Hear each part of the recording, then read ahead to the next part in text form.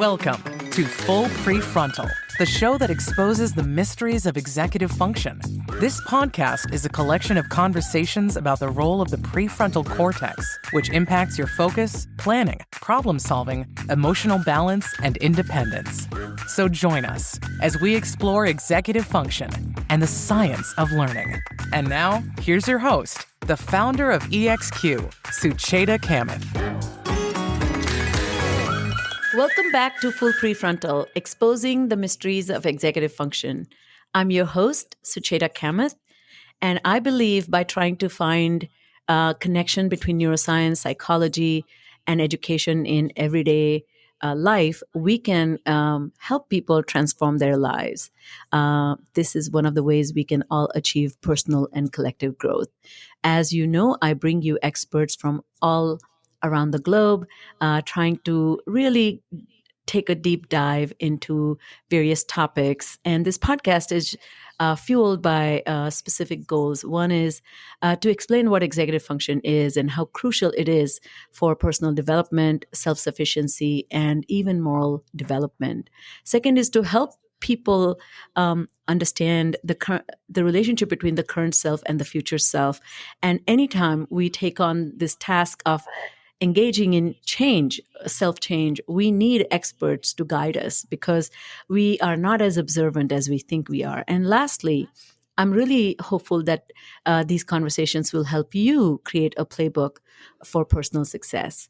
And one of the topics that I've been thinking a lot about and I will be talking or presenting on is autism spectrum disorder. And having been in this profession for many, many years, this used to be one of my favorite group of clients that I served and saw. And, in the last 20 years, as my practice has changed, culture has changed, and so has my practice.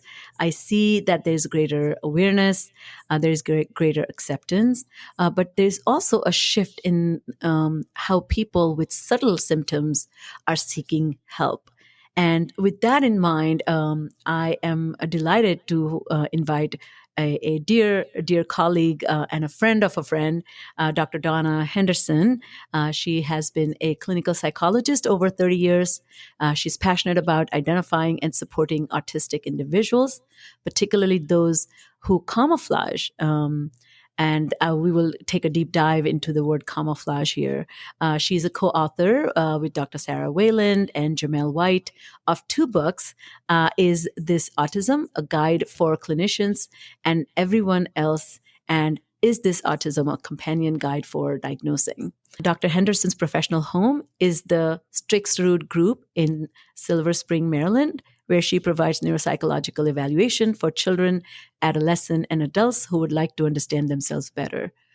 She is a sought-after lecturer on the less obvious presentation of autism, autistic girls and women, PDA, and on parenting with complex profiles.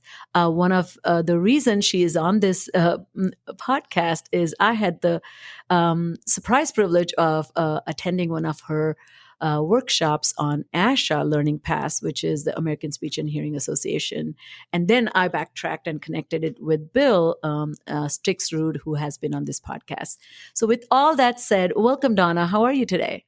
I'm great. Thank you so much for having me. So we talk about executive function, which entails this adaptive flexibility, goal assessment, intentionally activating your focus, and persisting in the face of difficulties. And I love to often ask my guests that, can we talk a little bit about you as a learner and thinker when you were younger? What kind of student were you, and when did you become aware of your capacity to think as a learner? Wow, it's a great question. I was a terrible student, absolutely terrible. Oh yeah, for the first half of my life, I was completely unaware of how poor my executive functioning was. It was really poor. My inhibitory control, my attention, my working memory, it was all so bad. And I wasn't aware that I was sort of committing the same mistakes over and over again. I wasn't doing anything to help myself. And I think worst of all, I engaged in a lot of self-blame because I had this sense that I was a smart kid Hmm. And I was getting by, but I also vaguely knew that there was something off about my ability to self-regulate. And without a good explanation, I just vaguely blamed myself for not trying hard enough or not being good enough. So when did you discover that this is, and is that related to any childhood diagnosis? I didn't get diagnosed with anything in childhood because it was a long time ago. And we weren't diagnosing these things in general, and particularly not for smart girls. And so when I went to graduate school, I started to learn about some of this and relate it to myself. But it wasn't until I think I was in my early 30s that I was diagnosed with ADHD, which was incredibly validating and freeing. And I could finally, not only start to help myself be more functional, but to stop blaming myself. Well, it's so interesting. I think I have had Terry Moffitt on my podcast, who she and her colleagues have done one of the longest running studies, which has been the cohort has entered age 50. And one of the findings they had, and the participants were more than 1,000 children from age 0, and the cohort is now 50, as I mentioned. And one of the findings she talks about that over a lifespan, every single human being is going to be diagnosable or experience crisis that will officially qualify for a mental disorder. And so she said we might want to reconsider labeling people and particularly looking at labels as a permanent label. So look at your success, the struggles we know about ADHD, this writing difficulty, being able to cohesively put ideas together or complete higher education. You are that student who probably struggled a lot but built insight and then built skills. Is that fair to say about your own journey? Yeah. And when you mentioned camouflaging earlier, and we usually talk about camouflaging in the context of autism, but as an ADHDer, I can relate to it in a way, because I do think that even now as an adult, most of the people who interact with me professionally would not think I have ADHD. I show up for things on time. I do my paperwork. I'm organized, or I come across as organized. But what they don't see is the unbelievable amount of effort that takes for me, and the stress that it causes, and how much help I get. That, I'm really, really calendar challenged. I cannot work a calendar to save my life. I love calendar challenged. And so, my husband helps me manage our home calendar, and I have someone at work who helps me manage my work calendar. And without that, I would not be nearly as functional as I am. And that's just one little example. So I really relate to that concept of camouflaging. Excellent. So let's start talking about your area of expertise. And so we are here to talk about autism spectrum disorder. And so can you just, for our listeners, introduce the definition of autism spectrum disorder? And I think we have gotten rid of the term Asperger's syndrome, which of course freaked a lot of people out, including me, because that was one of the ways to describe the subtle presentation of executive or of social communication difficulties. So let's begin there. Can you tell us a little bit more about that? Yeah, it seems like an easy question, but it's actually complicated, because the DSM and the ICD, the things that we use to diagnose people, define autism through observable behaviors, right? They talk about social and communication differences, and they talk about the repetitive and restricted behaviors. But the problem is that because those books define autism through the behaviors, we start to think that's what autism is. Autism is those behaviors. But there are people who camouflage and don't show those behaviors. And that doesn't mean they're not autistic. To understand those people, it's essential to understand that autism isn't the behaviors. It's the fact that you have a different kind of nervous system. Okay. So that's sort of the first layer. And if you have this different kind of nervous system, you're going to experience and perceive and process and respond to the world in a very different way from most people. You're going to process internal sensations differently, external sensations, movement, communication, information differently than most people. And so the manifestations of those differences are the behaviors that we look for. And having this different kind of nervous system isn't a problem per se, except that autistic people have to live in a world that is designed largely for non-autistic people. And so there's a mismatch between their nervous system and the world. And that mismatch causes a lot of problems. It causes a lot of, misunderstandings and being misunderstood and autistic burnout. And then, so that's another layer on top of having a different kind of nervous system. And then on top of that, you have the fact that they're a minority group. And so when you are part of a minority group and there's an awkward interaction or an interaction that doesn't go well between a member of the majority group and a member of the minority group, it's the member of the minority group that gets blamed or is faulted. And so that's the paradigm we call sort of ableism when it comes to autism. And then there's even another layer on top of that, which is that autistic people then internalize and blame themselves, especially if they don't know they're autistic. And so I'm sorry if you thought you were asking like a really quick, easy question, but I think it's important to understand the whole autistic experience and not just say like, it's these behaviors. It's somebody who flaps their arms, because it's so much more nuanced than that. And the last thing I'll say about that is, and you used the word subtle a few times, and I used to call it the subtle presentation of autism, and I've switched to the less obvious presentation. Because what's the distinction? Well, the behaviors are subtle, but the internal experience is absolutely not subtle. And I realized when I was calling it subtle, I was inadvertently sort of downplaying what a huge, huge, huge effect it has on these people's lives. Okay, so you have presented so many wonderful ideas. So I would like to kind of maybe address a few things. So number one, you're saying that there's a conventional wisdom about autism, and we may be getting it wrong because it relies heavily on explicit presentation of oddity or awkwardness or certain behaviors that are blaring or glaringly you're able to observe. And if that is not the case, then we may be missing the big picture. And, this reminds me of Hannah Gatsby, one of the comedians who has done amazing justice to this complicated process by talking about her own life struggle. And she has brought a lot of attention. But one of the stories she used to tell in her stand-up that when she came back from school, she would have these very odd behaviors, such as rolling in the living room, and the parents never thought what to do with it. And it was, she was like 12, 13. So it's not like a 6-year-old rolling on the floor, but she needed something to calm her nervous system down. Or she would be in the yard or like just picking flowers or earthworms.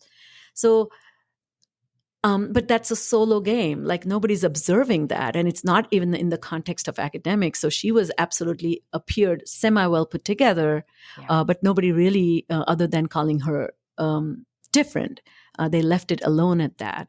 So I think I'm going to use a quote that you said, that when we say subtle presentation of autism, we mean their symptoms may be subtle, but effects of their life is anything but subtle. So this is your quote. I love that. So tell us a little bit about why you say that, which I think you were talking about, that the responsibility is on the autistic person to compensate for the failing to meet expectations. That could be one of them. Right. That's absolutely true. I mean, autistic people, and I should say I use identity first language. There's no right or wrong language. There are some people who prefer person first language and say person with autism. There are other people who prefer autistic person, right? So I'm using autistic person, and that's a personal choice. I say that because it can be jarring for people who are trained exclusively in the medical model and aren't used to that, language. But there's a mountain of research that shows that autistic people are at higher risk for pretty much every problem you can imagine. Mental health problems like depression and anxiety and eating disorders and substance use. And they are at far, far greater risk for suicidal ideation and actual suicide. They have higher rates of adverse life events, trauma, and victimization.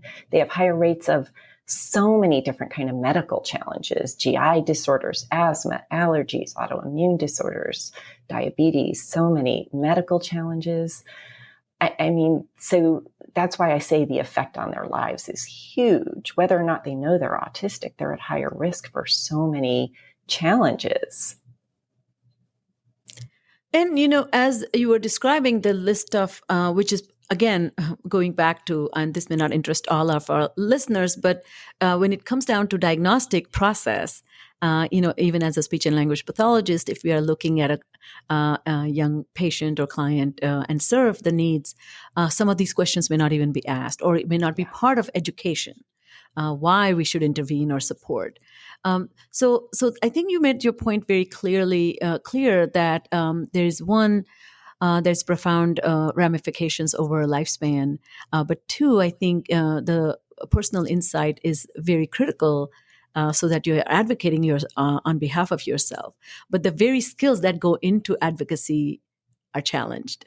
So can we talk a little bit about some details about and you also described in one of the presentations is the autism radar, how to expand this autism radar. So there's, of course, in terms of the diagnostic process, there's a persistent deficit in social communication and social interactions across multiple contexts. But the second part is the restricted repetitive patterns of behavior, interest, or activities as manifested by at least two of the many that are listed. And I don't want to get into that. But so when we talk about can anybody who is not a psychologist diagnose people with autism disorder, a spectrum disorder? Yeah, I mean, depending on where you live, if you are legally allowed to make mental health diagnoses, then you can diagnose autism. So many different types of therapists, of course, psychiatrists, neurologists, pediatricians in theory, although I don't see them diagnosing autism very much. They often refer out. It absolutely does not have to be a psychologist or a neuropsychologist. And it's sort of part of my personal mission to help more mental health clinicians get comfortable with this, know what to look for, know how to look for it, and get comfortable diagnosing it. A lot of clinicians are intimidated by autism. They didn't get good training about it. They feel like it's overwhelming and scary and like they're giving bad news if they even bring it up. And it's sort of my personal mission to help them get over that so that we can all do better by these people. So then let's talk a little bit about a subgroup that often is very readily camouflaged, which is girls and women. Can you talk a little bit about the difference, the way, the incidence rate is greater in boys, correct? But the presentation is even less obvious in girls. So how does that impact, or what is the presentation and how does that impact in them receive proper attention and care? Sure. So the easiest way for me to sort of highlight some of the differences is to quickly run through the diagnostic criteria, if that's okay. Yes, okay. That'd be great. So as you said, there's two categories. And the first category are social and communication differences. And there are three in that category, and you have to meet all three. And the first one is about reciprocal interactions. And people think this means somebody who is completely disengaged and lacks empathy. But what it really gets at is everything about the whole back and forth flow of social interactions, intuitively knowing how to greet people, how to respond to greetings, sharing personal information, showing interest in other people, understanding other people's perspectives, giving context to people, just everything about this, sort of intuitively getting into somebody else's head and knowing what's going on from their perspective. So, and it's not as easy as can they do it, but how do they do it and how effortful it is.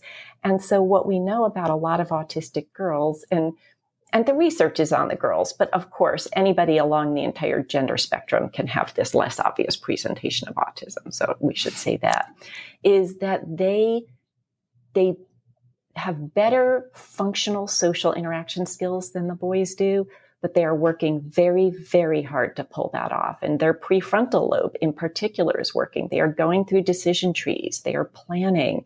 They are processing, making decisions. And so it uses up a lot of sort of executive functioning space, if you will. It's effortful, it's exhausting, it's anxiety provoking. So you have to understand their inner experience. It's not enough to observe their behavior. You have to know what's going on underneath. So that's the first criterion. The second one in the social and communication category is nonverbal communication. So that's, eye contact, gestures, facial expressions, all of that sort of thing, reading other people's and giving off your own. And what people usually think this means is somebody who completely lacks any eye contact or has totally flat affect. And you don't get that a lot, especially with these bright girls. It can be restricted affect or blunted affect or affect that doesn't necessarily match the situation. Their rate of speech can be unusually slow or unusually fast. They might have difficulty reading other people's facial expressions. The research suggests that they do pretty well at the expressive affect, although, of course, again, they're putting effort into that. And I've had so many girls and women tell me, oh yeah, I have to consciously remind myself, smile now, put on your sad face now. Again, it's taking up executive functioning resources to do that.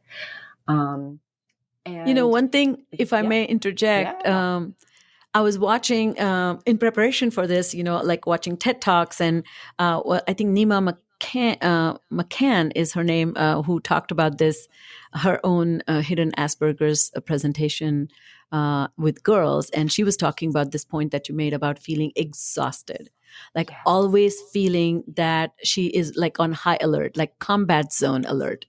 And second thing, I was in your presentation, one of the things I heard you talk about, which I think this lack of reciprocity or reciprocal interactions can lead to people perceiving that you are actually clueless, oblivious, but more importantly, rude and mean and narcissistic, like being called things that have huge negative implications when it may be simply it's a autism spectrum disorder. So that to me is also can lead to a lot of exclusionary behaviors, or people thinking, oh, you think you're all that? Let me show you. And so, you know what I mean? It can lead to you getting people's wrath sometimes. It's so true, especially, so if you see a boy who's overtly odd and like never makes eye contact and is talking about, airport codes all the time, sort of this stereotypical understanding of autism, and he says something that you feel is rude, you're going to cut him a break, right? But if you see a girl who's well-dressed, has good hygiene, has decent basic social skills, says please and thank you and all that, and then she's overly blunt, you're not going to cut her a break. You're going to think it's part of her character in a negative way. And so these girls get judged a lot on that and misunderstood. Yeah. And that TED Talk you mentioned, it's one of my favorites. It's called Copy and Paste. Copy and Paste. Yes. Yes. It's because she's all kinds of adorable, right? This girl is so beautiful too. Yes. Right. And she's well-spoken and adorable and engaging. And it's just not what people think of as autism. So it's a great one for people to watch. And so before we move on to the next after the reciprocal interactions, but I also wanted to talk about, particularly in my practice, I saw a lot of that impacting empathy for suffering. So if you have this, nuanced deficit, and if you do not have advocacy skills, or you may be genuinely unaware that you're even presenting this way, people are treating you poorly, but they also are refusing to help because they have this attitude of that will teach you a lesson. So I saw a lot of that with the teens that I worked with, and particularly the Mean Girls effect was the worst. I had a young woman who was in a private school and definitely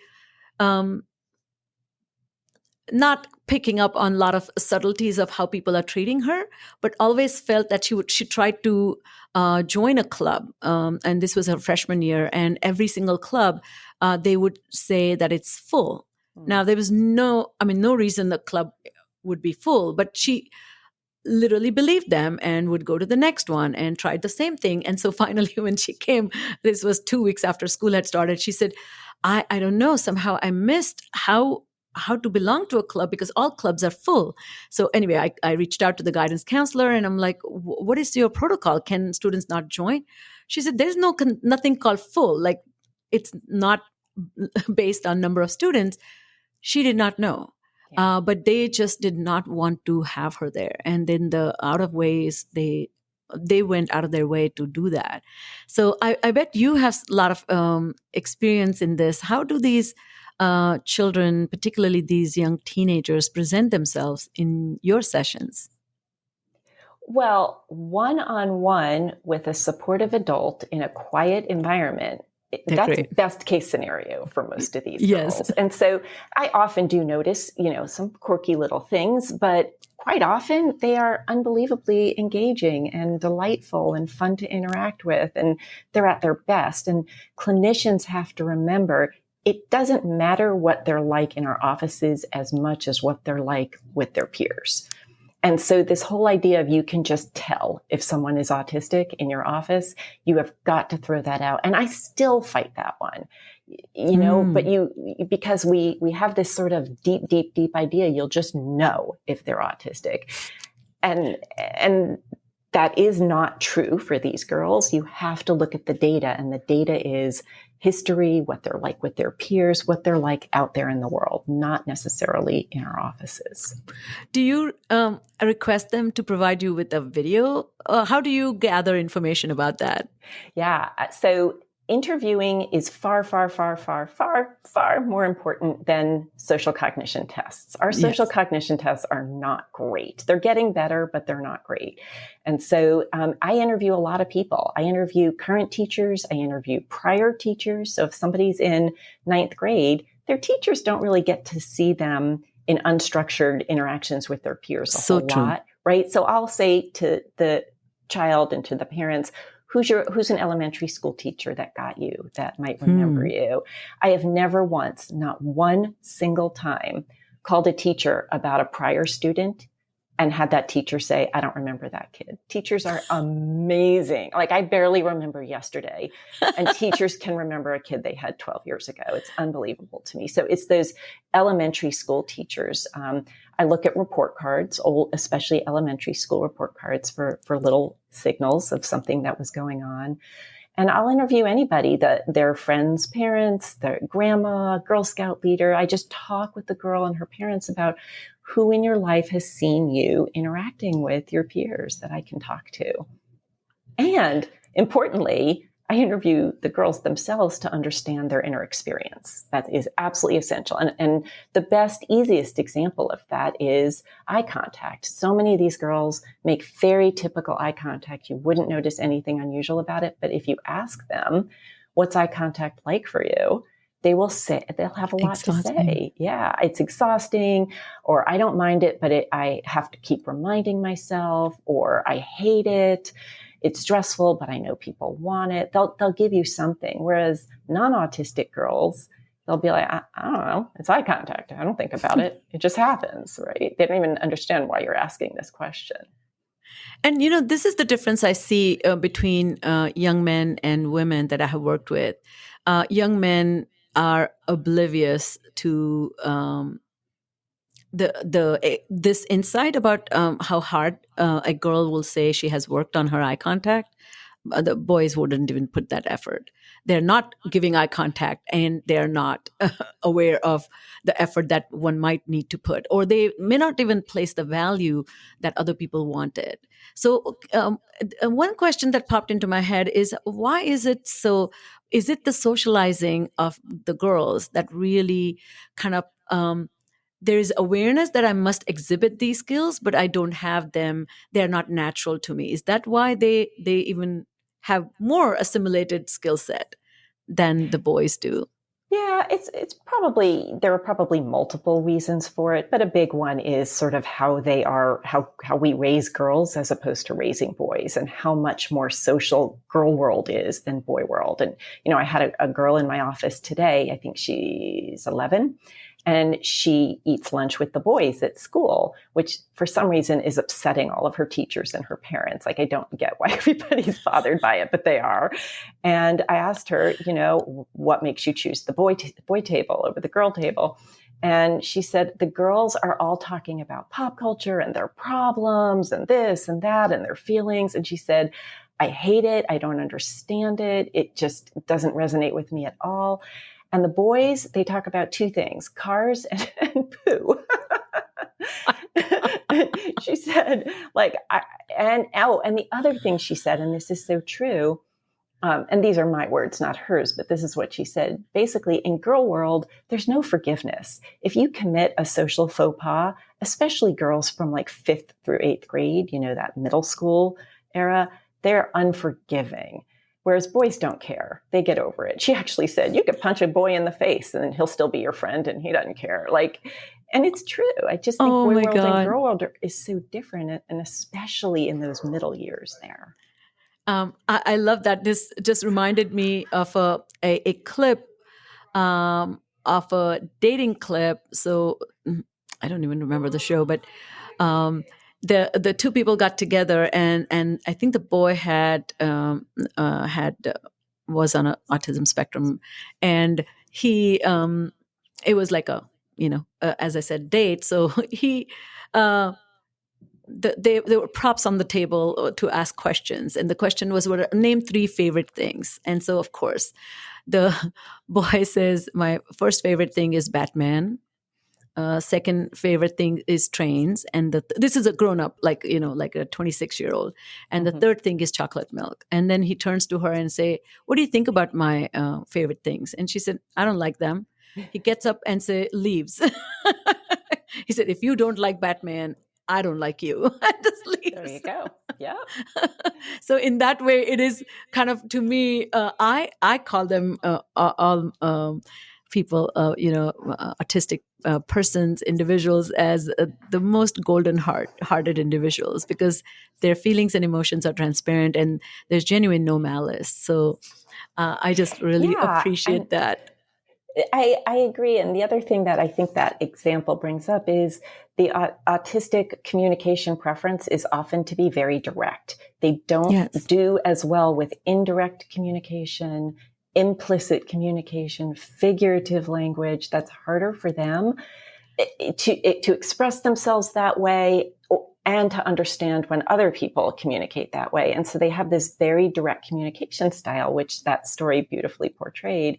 But non-autistics perceive that communication as rude or blunt or hurtful. And I agree with you. They don't mean to be hurtful in that moment. It's just a style preference. And it's not that theirs is better or worse than ours. I'm saying ours, I'm a non-autistic woman.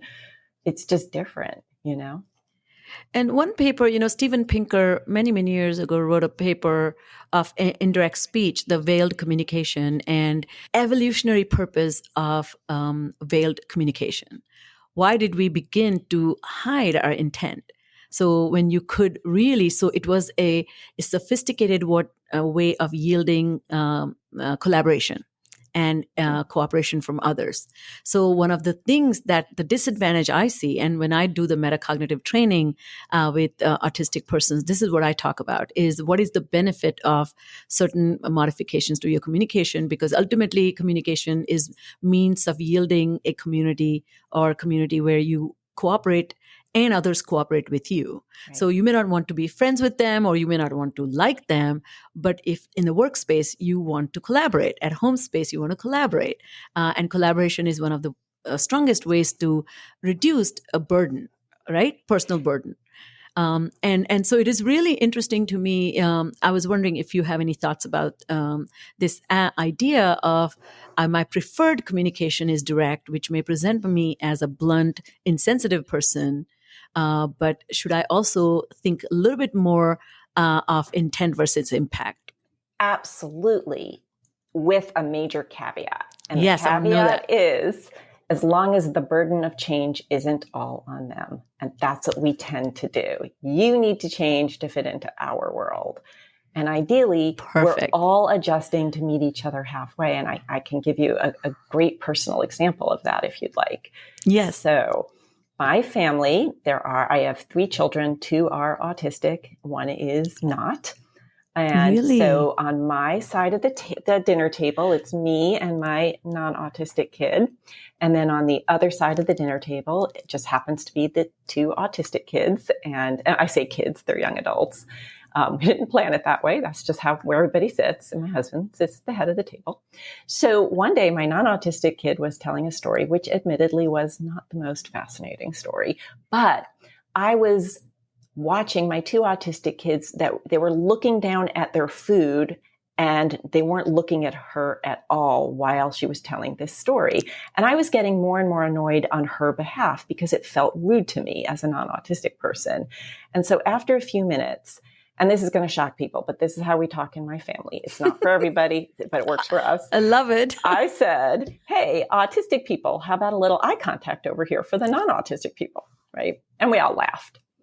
And then they rightfully put me in my place and said, we have to make eye contact out there in the world all day long. And we do it because non-autistic people need it.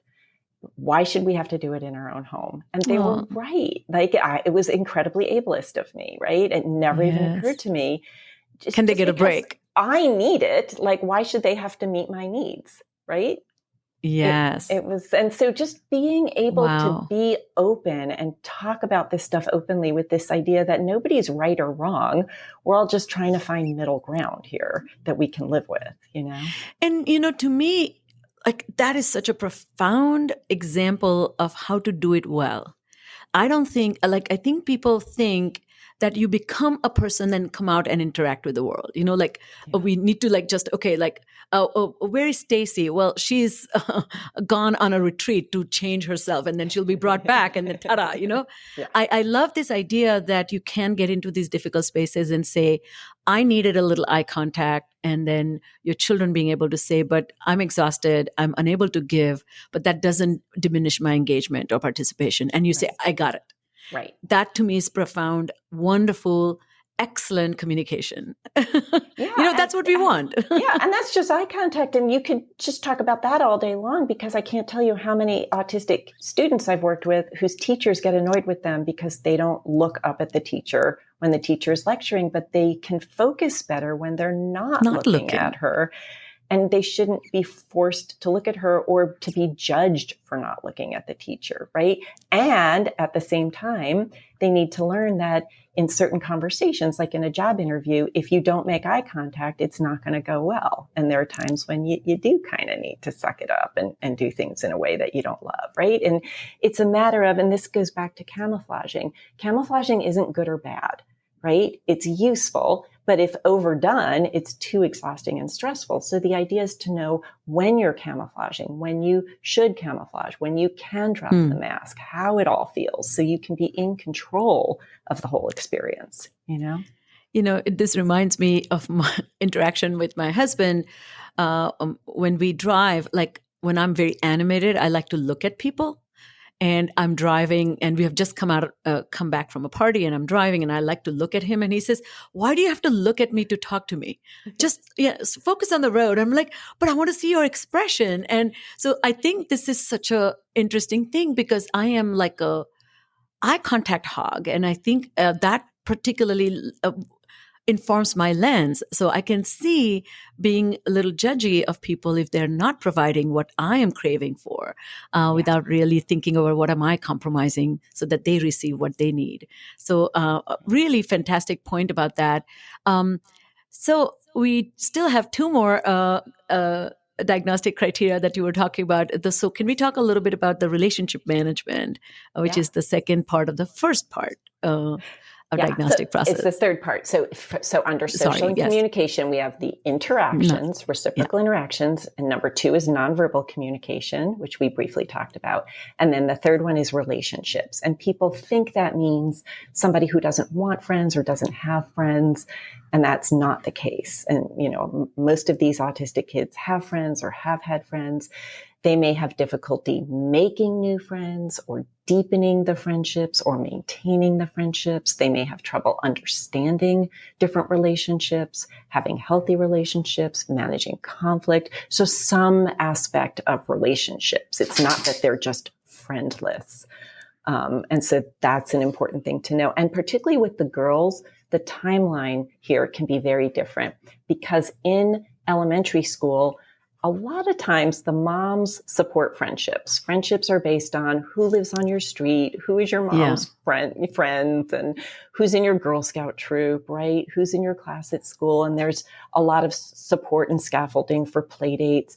And around 5th grade, 6th grade, that goes away. And the girls have to scaffold for themselves. And at the same time, play dates and time spent together becomes less structured. It's less about playing a game and more about talking, the back and forth talking. And so that's often when we see the trouble with relationships really, really become problematic. So those are the 3 social criteria. And, sorry, I took a little bit out of order, so I forgot we already addressed the nonverbal communication.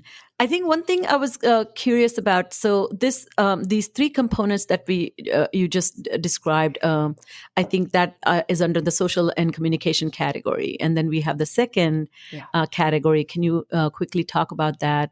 To your point, I think what is the goal of diagnosing, and then what is the goal of intervention or support that we provide? I know we don't have much time, so I'll just really briefly cover. So the second category, repetitive and restricted behaviors, there are 4. You only need to meet 2 of the 4.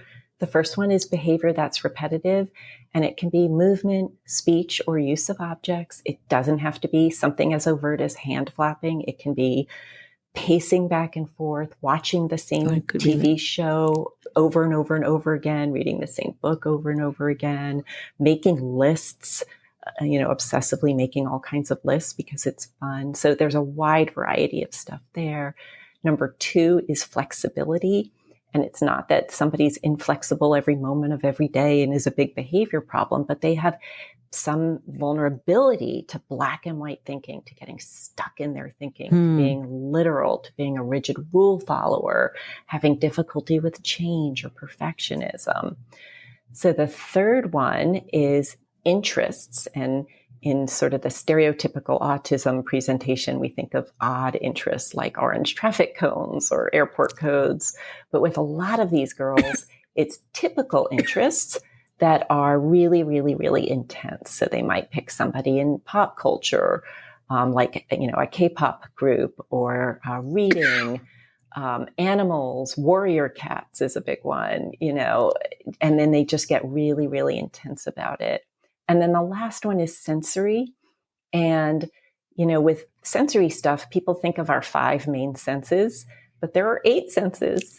And it's important for people to remember about proprioception, vestibular, and the most important one of all, interoception, which is your ability to sense what's happening inside your body for your emotions and for your homeostasis, like knowing if you're hungry or if you're tired.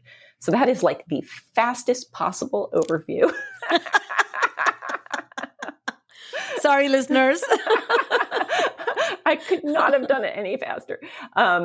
And so you also asked the purpose of diagnosis and the point of intervention. I was going to say one quick comment about, I know, as you were listing, this is terrible, but, I have very deep interest in watching some shows again and again. Does that mean, which I had not thought about? So anybody can have any of these symptoms, right? I have some sensory sensitivities, and my husband accuses me of being rigid sometimes, right? Right? So having one or two of these doesn't make you autistic. It doesn't even make you a little bit autistic. It's somebody who has the whole picture. So this is where you have to step back and look at the big picture of a person, right? To wonder if they're autistic. And so bringing back to your point about what is the purpose of intervention and support. It's self-understanding. It changes the narrative, right? I think a main point of adolescence and young adulthood especially is to understand who you are as a person and who you might be friends with and how you might contribute to this world and what's a good way for you to spend your life, like to start to figure all this stuff out. And knowing if you have a different kind of nervous system and specifically how. It's not just whether or not you're autistic, but what does that mean to you and for you, because you're different from every other autistic person on this planet. It can help them understand who they are. And you've talked about self-advocacy. You can't self-advocate if you don't understand who you are and what you need in non-judgmental terms, right? I think it's so essential. Well, I cannot believe I have taken up so much of your time talking about the front-loading all these questions about the process of understanding the presentation and the diagnostic process. I'm blaming myself for not thinking about the future self of Sucheta in 45 minutes. So here we are. I wanted to talk about two things as we close. Number one, if you can quickly touch up on this idea of, how does one conceptualize autism and seeing it through the neurodiversity lens? What do you think about the term neurodiversity? And then we'll close out with any recommendations you might have for us. I mean, I'm a big fan of the whole concept of neurodiversity. Absolutely. And I acknowledge that it's not for everybody, because there are people who have the classic presentation of autism who are challenged in such deep ways that they need 24-hour care and supervision. And I understand how some of those people and the people who love them are not on board with the idea that this is all neurodiversity. I get that. And I also see that for a lot of autistic people, this is not that there's something wrong with me. It's just that I'm different. And that brings with it a lot of strengths as well as some challenges.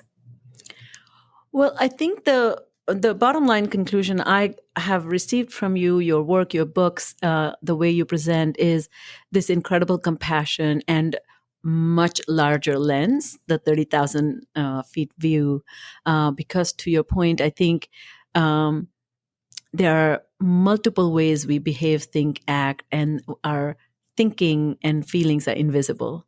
And so if we judge people simply by their behaviors, we are boxing people in too quickly. And also particularly when there's so many negative assumptions about those labels.